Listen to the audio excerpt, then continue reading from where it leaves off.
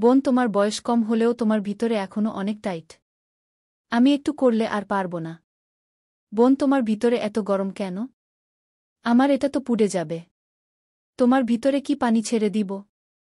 Hello বন্ধুরা, আমার বয়স ছিল ২০ বছর। আমি কলেজের ছাত্রী ছিলাম সেই দিনগুলোতে। গরম শুরু হয়ে গিয়েছিল, তাই আমাদের কলেজ থেকে ছুটি মিলে গিয়েছিল। প্রতিদিনের মতো আজও পুরো বাড়ি পরিষ্কার করার পর আমি আমার বিছানায় বিশ্রাম নিচ্ছিলাম। ক্লান্তিতে জর্জরিত হয়ে মনে হচ্ছিল যেন পুরো শরীর ভেঙে পড়ছে। আমি বিছানায় শুয়ে সুখ খুঁজছিলাম এবং হাত দিয়ে মাথা মালিশ করছিলাম। আমার মালিশের শব্দ শুনে আমার ভাই রোহান বন্ধ ঘরে এসে বলল, কি হয়েছে দিদি? তোয়াক্কা তো ঠিক আছে, আমি বললাম। হ্যাঁ ভাই, মা সব কাজ আমার উপর চাপিয়ে দিয়ে চলে যায়। কলেজের ছুটি হলেই কি পুরো বাড়ির দায়িত্ব আমার উপর চলে আসে। উপর থেকে ম্যাডামাও ছুটিতে আছে। আমি পারছি না এই বাড়ির কাজগু। আমার কথা শুনে সে আমার পাশে বসে বলল, আমার প্রিয় বোন, কিছু না, আমি এখনই তোমার জন্য দুধ নিয়ে আসছি। তা খেলে সুখ মিলবে কি? রোহানের কথা শুনে আমি হাসলাম এবং বললাম, বাস, তুমি খাবার বাইরে থেকে নিয়ে এসো, আমি একটু ঘুমাই গু। সঙ্গীত এর সাথে সে ফিরে এল। আমি তাকে খুব ভালোবাসতে লাগলাম। দুনিয়ায় খুব কম ভাই আছে যারা তাদের বোনের এত যত্ন নেয়। আমি তাকে অনেক আশীর্বাদ দিতে লাগলাম এবং সে যে দুধ এনেছিল তা খেতে লাগলাম। দুধ খাওয়ার পর আমি গ্লাস এক পাশে রেখে শুয়ে পড়লাম। রোহান বলল, চলো, আমি তোমার মাথা টিপে দিই, তুমি ঘুমাও। উইসে আমার মাথার পাশে বসে তার হাত দিয়ে আমার মাথা টিপতে লাগল। আমারও সুখ আসতে লাগল, ব্যথাও কমতে লাগল। আমি চোখ বন্ধ করে ঘুমাতে লাগলাম এবং গভীর ঘুমে চলে গেলাম। বুঝতেই পারলাম না কখন ঘুমিয়ে পড়লাম। কয়েক ঘন্টা ধরে আমি ঘুমালাম। মায়ের আওয়াজে আমার চোখ খুল। আমি ঘাবড়ে গিয়ে চোখ খুললাম, আমার মাথা পুরোপুরি ভারী ছিল। ঘড়িতে সময় দেখলাম রাত ৮টা। আমি একদম চমকে গেলাম। খুব অদ্ভুত ব্যাপার ছিল যে বাবাও অফিস থেকে ফিরে এসেছিলেন। সম্ভবত ক্লান্তির কারণে আমার সময়ের অনুভূতি হয়নি। আমি উঠে ২ পা হাঁটতেই আমার মাথা ঘুরল, চোখের সামনে অন্ধকার নেমে এল। যদি দেয়ালে হাত না রাখতাম নিশ্চিতভাবেই পড়ে যেতাম। আমি ফ্রেশ হয়ে বাইরে এসে দেখলাম খাবারের টেবিলে সবাই বসে আছে, শুধু আমারই অপেক্ষা করছে। আমি গিয়ে রোহানের পাশে চেয়ারে বসলাম। সে আমাকে দেখে রোহান আমার প্লেটে খাবার দিতে লাগল এবং মাকে বলল, মা, মনির উপর কাজের চাপ একটু কম করো। যদি মেড কাজে না আসে তাহলে তার জায়গায় অন্য কাউকে রাখো। এই বেচারা সারাদিন কাজ করে ক্লান্ত হয়ে যায়, দেখো তো এর রঙও ফ্যাকাশে হয়ে গেছে। আমার অবস্থা সত্যিই খারাপ হয়ে গিয়েছিল, আমি খুব ক্লান্ত বোধ করছিলাম। আমার মা এবং বাবা দুজনেই চাকরি করতেন, কারণ শুধু বাবার বেতনে বাড়ি চলা কঠিন ছিল। উপর থেকে আমাদের পড়াশোনার খরচও কম ছিল না, তাই আমার মাও সেই কোম্পানিতে চাকরি করতেন যেখানে বাবা করতেন। আমি এবং রোহান কলেজে যেতাম, কিন্তু এখন গরমের কারণে ছুটি ছিল, তাই আমাদের বাড়িতেই থাকতে হচ্ছিল। আমি লক্ষ্য করেছিলাম যে গত কয়েক দিন ধরে রোহান আমার সাথে কিছুটা বেশি আকর্ষণীয় হয়ে উঠেছে। যেদিন থেকে আমার ছুটি হয়েছিল সে আমার খুব যত্ন নিতে শুরু করেছিল। যদি আমি বাড়ির কোনো কাজ করতাম সে এসে আমার সাহায্য করত। যদি আমি ক্লান্ত হয়ে পড়তাম সে আমার মাথা টিপে দিত। আমি তাকে মানা করতাম, কিন্তু সে বলত, না দিদি, তুমি ক্লান্ত হয়ে গেছ, এত কাজ করছ, আমার অধিকার আছে তোমাকে সুখ দিতে। আমি নিঃশব্দে শুয়ে থাকতাম। কিন্তু এক রাতে যা ঘটেছিল তা আমার হুঁশ উড়িয়ে দিয়েছিল। আমি ভাবিনি যে রোহান কখনো এমন করতে পারে। আমি আমার ঘুমে ঘুমাচ্ছিলাম, মধ্যরাতে আমি অনুভব করলাম যেন কেউ আমার ঘরে এসেছে, ধীরে ধীরে হেঁটে আমার বিছানার কাছে এসেছে। যদিও আমি ঘুমাচ্ছিলাম, কিন্তু আমার মন সেদিকে ছিল। আমি হঠাৎ করে চোখ খুললাম, ঘর অন্ধকারে ডুবেছিল। যখন আমি উঠে দেখলাম তখন ভিতরে কেউ ছিল না, শুধু ঘরের দরজা একটু খোলা ছিল। আমি ঘুমানোর আগে সবসময় দরজা বন্ধ করে ঘুমাতাম, তাহলে এটি কিভাবে খুলে যেতে পারে? আমি ঘুমন্ত চোখে উঠে দরজা লক করতে লাগলাম। দরজা লক করার পর আবার বিছানায় শুয়ে পড়লাম। আমার চোখ বন্ধ হওয়ার সাথে সাথেই আবার আমি পায়ের শব্দ শুনতে পেলাম, যেন কেউ বিছানায় আমার পাশে বসেছে।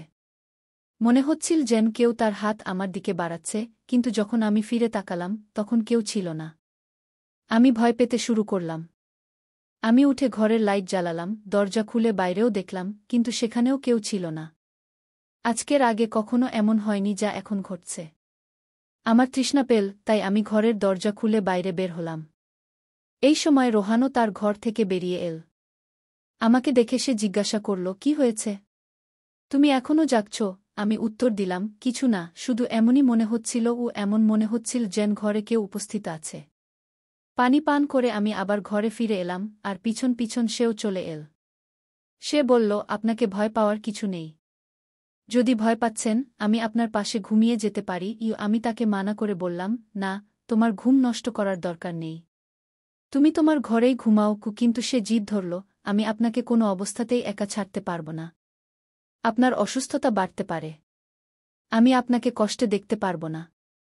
আপনি ঘুমান, আমি এখানেই ঘুমিয়ে যাই। শেষ পর্যন্ত আমি বিছানায় গিয়ে ঘুমিয়ে পড়লাম, আর সে বালিশ তুলে সোফায় রেখে সেখানেই ঘুমিয়ে গেল। সেই রাতে আমার মনে হচ্ছিল যেন কেউ আমার মাথার কাছে বসে আমাকে দীর্ঘক্ষণ দেখছে। সে আমার চুলে হাত বুলাল, আমার মুখে আঙুল বুলাল, আর আমি শান্তিতে ঘুমাচ্ছিলাম। সবকিছু স্বপ্নের মতো মনে হচ্ছিল। পরের সকালে যখন আমি উঠলাম, আমার মেজাজটা খুবই অদ্ভুত ছিল। কিন্তু যখন আমি আমার ভাইকে লক্ষ্য করলাম, আমি হতবাক হয়ে গেলাম। ভাগ্যিস আমি নিজেকে একটি চাদর দিয়ে ঢেকে রেখেছিলাম। আমার শার্ট এলোমেলো হয়ে গিয়েছিল। আমি অবাক হলাম, কারণ আজকের আগে আমি কখনো এত আরামে ঘুমাইনি। আজ রোহন খুব খুশি মনে হচ্ছিল। জানি না কি কারণে। আমি তাকে জিজ্ঞাসা করতেই সে বলল, আমি তো প্রতিদিনই এত খুশি হই। যার আপনার মতো বোন আছে সে কেন খুশি হবে না? বাড়ির সব কাজ শেষ করে যখন আমি বসলাম, রোহন তেল নিয়ে আমার কাছে চলে এল। বলল, মনি দিদি, আপনি আপনার চুল খুলে দিন। আমি আপনার মাথায় ম্যাসাজ করে দিই। তার আচরণ আমার কাছে অদ্ভুত লাগছিল। আমি বললাম, এটা তোমার কাজ নয়। যাও, তোমার বন্ধুদের সাথে ঘুরে বেড়াও। আমার ম্যাসাজের দরকার নেই। কিন্তু সে আমার কথা শুনল না, নিজে থেকেই আমার চুল থেকে ক্লিপ খুলে বলল, আপনি জিদ করবেন না। ভাগ্যবানদেরই এমন ভাই মেলে। যখন আপনার ভাই আপনার সুন্দর রেশমি চুলে ম্যাসাজ করতে চায়, তখন আপনার কি সমস্যা হতে পারে? আসুন, আমি আপনার মাথার ম্যাসাজ করে দিই। আপনি অনেক শান্তি পাবেন। সে আমাকে তুলে ঘরে নিয়ে গেল। আমি বিছানায় বালিশ রেখে শুয়ে পড়লাম। আমার চুল বিছানা থেকে নিচে ঝুলছিল। সে আমার মাথার পাশে বসে আমার চুলে ম্যাসাজ করতে লাগল। রোহন আমার থেকে 3 বছর ছোট ছিল, কিন্তু আমাকে নাম ধরে ডাকত। বলতো, আপনি এত সুন্দর যে আপনাকে দেখলে মনে হয় আপনি যেন সবসময় এভাবেই হাসতে থাকেন, আর আমি যেন আপনার আদর পেতে থাকি। সে আমার চুলে ম্যাসাজ করছিল, আর তার হাতে যেন জাদু ছিল। আমি এত মজা পাচ্ছিলাম যে আমি ঘুমের কোলে হারিয়ে যেতে লাগলাম। তেলের গন্ধ খুব চমৎকার ছিল। আমি তাকে জিজ্ঞাসা করলাম, এটা কোনো তেল? সে বলল, এটা খুবই বিশেষ তেল। বিশেষ আপনার জন্য? আপনার এত সুন্দর চুলের জন্য এটা তৈরি। তার কথা খুব মিষ্টি লাগছিল। আমি বুঝতে পারছিলাম না। এর মধ্যেই আমি ঘুমিয়ে পড়লাম। কিছুক্ষণ পরে যখন আমার চোখ খুল, আমার পুরো শরীর ব্যথায় ভেঙে পড়ছিল। মনে হচ্ছিল যেন আমার পায়ে খুব বেশি ওজন চাপিয়ে দেওয়া হয়েছে। পুরো শরীর ব্যথা করছিল। ধীরে ধীরে উঠে বসলাম আর চারদিকে তাকালাম। যখন আমার ভাইকে লক্ষ্য করলাম, সে সম্পূর্ণ ভেজা ছিল, যেন কেউ আমাকে গোসল করিয়ে দিয়েছে। কাপড় ভেজা ছিল, পাখা বন্ধ ছিল, আর গরম লাগছিল। এসব কি হচ্ছিল? আমি খুব কষ্ট করে দেরিতে উঠলাম। আমার মাথা ঘুরছিল, হাঁটা কষ্টকর হচ্ছিল। আমি আমার অবস্থা বুঝতে পারছিলাম না যে এসব কি হচ্ছে। খুব কষ্ট করে বাথরুমে গিয়ে ফ্রেশ হলাম। আমার অবস্থা দেখে মনে হচ্ছিল যেন আমি ঘুমাইনি, বরং কোনো কঠোর পরিশ্রম করেছি। যখন আমি ঘর থেকে বের হলাম, আমার কানে কানে কিসের শব্দ শুনতে পেলাম। মনে হচ্ছিল যেন কেউ কারো সাথে কথা বলছে। বাড়িতে আমার আর তার বাইরে কেউ ছিল না। তাহলে সে কার সাথে কথা বলছিল? আমি প্রথমে কিচেনে পানি পান করতে গেলাম, কিন্তু তখন পর্যন্ত আওয়াজ বন্ধ হয়ে গিয়েছিল। আমি কিচেনের দরজার পাশে দাঁড়িয়েছিলাম যখন সে বসার ঘর থেকে বের হল। তার হাতে অনেক টাকা ছিল, যা দেখে সে হাসছিল। আমার কপালে ভাঁজ পড়ল। পরের মুহূর্তেই তার নজর আমার উপর পড়ল। আমাকে দেখে বলল, মনি, আপনি কি? আর তার হুঁশ উড়ে গেল। আমি হেঁটে তার কাছে গেলাম। সে তাড়াহুড়ো করে টাকা তার প্যান্টের পকেটে ঢুকাচ্ছিল। কিন্তু আমি তার হাত ধরে টাকাগুলো সামনে এনে বললাম, এত টাকা তোমার কাছে কোথা থেকে এল? সে নজর নামিয়ে বলল, আপনি প্লিজ বাবাকে বলবেন না। এ টাকা বাবার বন্ধু দিয়েছে। আমি জোর দিয়ে জিজ্ঞাসা করলাম, কে? সে বলল, এ টাকা বাবার এক বন্ধু অনেক বছর আগের ধার হিসেবে ফেরত দিয়েছে। আমি ভেবেছিলাম এ দিয়ে মোবাইল কিনব, কিন্তু সে টাকা আমাকে দিয়ে দিল। আমি বললাম, হ্যাঁ, তুমি ভালো করেছ। বাড়ির অবস্থা দেখো কত খারাপ। আমাদের বাবা মা দুজনেই চাকরি করছেন, আর তুমি মোবাইল নেওয়ার কথা বলছ। সে লজ্জিত ছিল। আমি সেই টাকা রাতে বাবাকে দিয়ে দিয়েছিলাম। সেই রাতে সান আমার সাথে কোনো কথা বলেনি এবং তাড়াতাড়ি ঘুমাতে চলে গেল। পরের দিন আমি রান্নাঘরে কাজ করছিলাম যখন রোহন তার বন্ধুদের সাথে বাড়িতে প্রবেশ করল। আমি যতটা আশ্চর্য হলাম ততটা কম ছিল, কারণ সে তার বন্ধুদের সরাসরি হলরুমে নিয়ে এসেছিল। সেই সময় আমি ওড়না খুলে বাসন ধুচ্ছিলাম। যখন তারা সবাই হাসতে হাসতে ভিতরে এল, আমি তাড়াতাড়ি ওড়না পরলাম এবং রোহনকে বোঝাতে লাগলাম যে এটা কেমন আচরণ। তুমি জানো এই সময় মা বাবা বাড়িতে নেই, তবুও তুমি এদের বাড়িতে নিয়ে এসেছ। রোহন বলল, এটা আমার বাড়ি। যখন তোমরা আমার খেয়াল রাখো না, তখন আমি তোমাদের খেয়াল কেন রাখব? ভালো করে খাবার তৈরি করো, আমার খুব বিশেষ বন্ধুরা এসেছে। সে আমার উপর বেশ রাগান্বিত হয়ে গিয়েছিল। কিন্তু এখন আমি কি করতাম? খাবার তো বানানোই ছিল জরুরি। আমি তার বন্ধুদের জন্য খাবার বানাতে লাগলাম। তখন সে বলল, খাবার পরিবেশন করতেও তুমি নিজেই আসবে। রোহনের আচরণ আমাকে হতবাক করছিল। এত ছোট বিষয়ে সে কিভাবে এতটা বদলে গেল? আমি খাবার টেবিলে সাজিয়ে দিলাম। আমি লক্ষ্য করলাম যে তার বন্ধুরা বারবার আমাকে একদৃষ্টে তাকিয়ে দেখছে। তারা সবাই রোহনের চেয়ে বয়সে বড় ছিল এবং অদ্ভুতভাবে তাকিয়েছিল, যেন আমাকে কাঁচা খেয়ে ফেলবে। আমি আমার ঘরে গিয়ে দরজা বন্ধ করে রইলাম। যেই তারা চলে গেল, আমি রোহনের উপর ফেটে পড়লাম যে ভবিষ্যতে তোমার বন্ধুরা যেন এই বাড়িতে আমার সামনে না আসে। কিন্তু সে পরক্ষণেই আমার হাত ধরে বলল, এত রাগ কোথা থেকে আসে? তারা আর কখনো আসবে না। কিন্তু তুমি মা বাবাকে এ ব্যাপারে কিছু বলবে না। কেমন ছেলে ছিল সে? কখনো স্নেহ দেখাত, কখনো বিরক্ত হতো। যাই হোক, আমি হ্যাঁ বলে মাথা নাড়লাম এবং আমার ঘরে চলে গেলাম।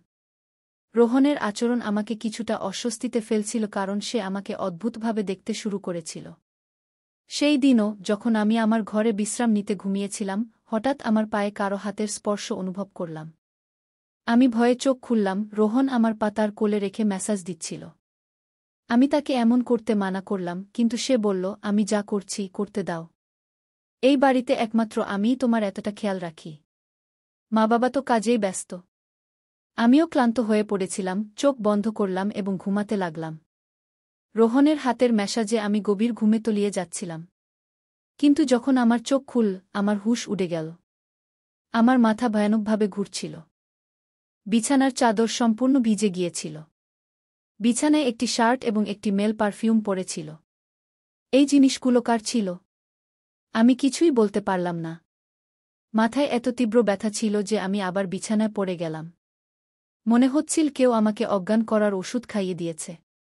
আমি কাছে কানে কানে কথা শুনতে পাচ্ছিলাম, কিন্তু কে কথা বলছিল তা আমি বুঝতে পারছিলাম না। শুধু রোহনের কণ্ঠ শুনতে পাচ্ছিলাম। মনে হচ্ছিল সে আমার ঘরে আছে এবং আমাকে উঠানোর চেষ্টা করছে। কিছুক্ষণ পরে যখন আমার চোখ খুল, পুরো দৃশ্য আমার চোখের সামনে ঘুরতে লাগল। আমি প্রথমে বিছানার দিকে তাকালাম, যেখানে শার্ট এবং পারফিউম পড়েছিল, কিন্তু এখন সেখানে কিছুই ছিল না। আজ আবার আমার অবস্থা খুব অদ্ভুত ছিল। আমি তো আর শিশু নই যে এগুলো বুঝতে পারব না। বাড়িতে আমার এবং রোহন ছাড়া আর কেউ ছিল না। তাহলে আমার ঘুমানোর পর এমন কি হচ্ছিল যে আমার পুরো শরীর যেন পানিতে ভিজে গেছে? শুধু তাই নয়, আমার শরীর ব্যথায় কুঁকড়ে গিয়েছিল এবং রং সম্পূর্ণ ফ্যাকাশে হয়ে গিয়েছিল। দিনের পর দিন আমি দুর্বল হয়ে পড়ছিলাম। সেই দিনও রোহন আমার কাছাকাছি আসার চেষ্টা করছিল, কিন্তু আমি অজুহাত দেখিয়ে আমার ঘরে চলে গেলাম। মাথায় অদ্ভুত সব চিন্তা আসতে শুরু করেছিল। স্বাস্থ্যও বেশ খারাপ ছিল। আমার অবস্থা দেখে মাও চিন্তিত হয়ে পড়েছিলেন। তিনি বললেন পরের দিন অফিস থেকে ছুটি নিয়ে আমাকে ডাক্তারের কাছে নিয়ে যাবেন, যাতে বোঝা যায় আমার সমস্যা কী। সেই রাতে আমি বারবার জেগে উঠছিলাম এবং ঠিকঠাক ঘুমাতে পারছিলাম না। পরের দিন আমার বাবা মা যথারীতি তাদের কাজে চলে গিয়েছিলেন। তাদের হয়তো আমার কোনো খেয়াল ছিল না। আমি নিজেই ডাক্তারের কাছে গেলাম, যেখানে আল্ট্রাসাউন্ডে দেখা গেল আমি গর্ভবতী। শেষ পর্যন্ত এটা আমার সাথে কে করতে পারে? রোহন আমার ভাই ছিল। কিন্তু তখন আমার মাথায় আসল যে আমি তাকে সৎ ভাই মনে করি। ব্যাপারটা এমন ছিল যে কারো কাছেই এটা গোপন ছিল না যে রোহন আমার সৎ ভাই। সে আমার মায়ের দ্বিতীয় বিয়ের সন্তান, আর আমি মায়ের প্রথম বিয়ের সন্তান। এই ধরনের চিন্তাগুলো আমাকে ভুল পথে নিয়ে যাচ্ছিল। বুঝতে পারছিলাম না কিভাবে আমার বাবা মাকে এটা বলবো। আমার সৎ ভাই যখন আমার পাশে বসত, কখনো আমার হাত ধরে রাখত, কখনো আমার গাল টেনে দিত। একদিন আমি হাসপাতালে গেলাম এবং অ্যাবর্শনের আগে ডাক্তারকে বললাম এই বাচ্চার ডিএনএ টেস্ট করুন। ডাক্তার রিপোর্ট দিলেন এবং যখন আমি দেখলাম আমার শ্বাস যেন আটকে গেল। যা আমি বুঝতে পেরেছিলাম এটা এমন কিছু ছিল না, বাচ্চাটা অন্য কারো ছিল, কিন্তু কে হতে পারে? আমি আমার রুমে মোবাইলের ক্যামেরা লাগিয়ে দিয়েছিলাম।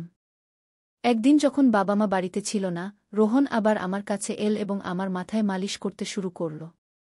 আমি অনেক চেষ্টা করলাম যাতে না ঘুমাই, কিন্তু তেলের সম্ভবত অজ্ঞান করার ওষুধ ছিল। যেই আমি ঘুমালাম, অজ্ঞান হয়ে গেলাম। 2 ঘণ্টা পর জ্ঞান ফিরল, বাবা মাও বাড়ি ফিরে এসেছিলেন। যখন আমি রুমের রেকর্ডিং দেখলাম, আমার পায়ের নিচে মাটি সরে গেল।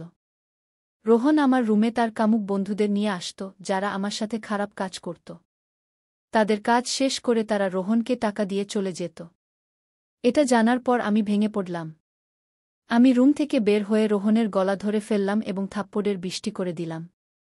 তখন মা বাবাও এসে গেলেন এবং বাবা রেগে আমার হাত ধরে বললেন, তোমার জ্ঞান আছে? তুমি পাগল হয়ে গেছ? কেন মারছ এটাকে?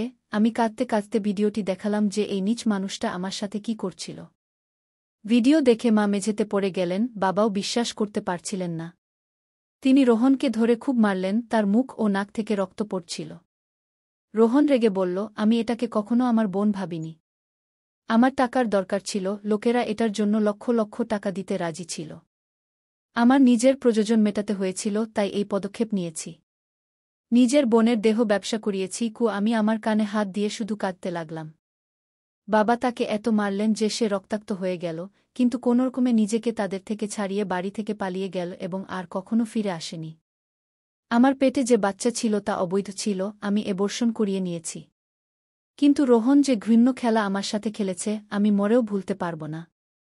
ভাই সেই হয় যে আপনাকে মন্দ থেকে বাঁচায়। কোনো অচেনা পুরুষের হাতে আপনার যুবতী বোন বা মেয়েকে ছেড়ে দেওয়া বড় বোকামি, কারণ শয়তানপন্থী মানুষ সবসময় অপেক্ষায় থাকে কখন তারা কোনো নিরীহের ইজ্জত নষ্ট করবে। তাই আমি আমার সব দেখার ও শোনার দর্শকদের এই অনুরোধ করব, সবসময় আপনার বোন মেয়েদের খেয়াল রাখুন এবং কোনো অবস্থাতেই একা ছেড়ে দেবেন না। বন্ধুরা, এখানে ভুল বাবা মার ছিল, যারা টাকা কামানোর চেষ্টায় বাচ্চাদের থেকে একদম বেকবর হয়ে গিয়েছিলেন। অথবা আমার ভুল ছিল যে আমি আমার সৎ ভাইয়ের সাথে এই বাড়িতে থাকতাম, আমি তার উপর অতিরিক্ত বিশ্বাস করতাম, তাকে আমার নিজের ভাই ভাবতাম। তাই বন্ধুরা, নিজের এবং পরিবারের খেয়াল রাখুন। দেখা হবে অন্য কারো নতুন গল্প নিয়ে, ততক্ষণ পর্যন্ত বিদায়।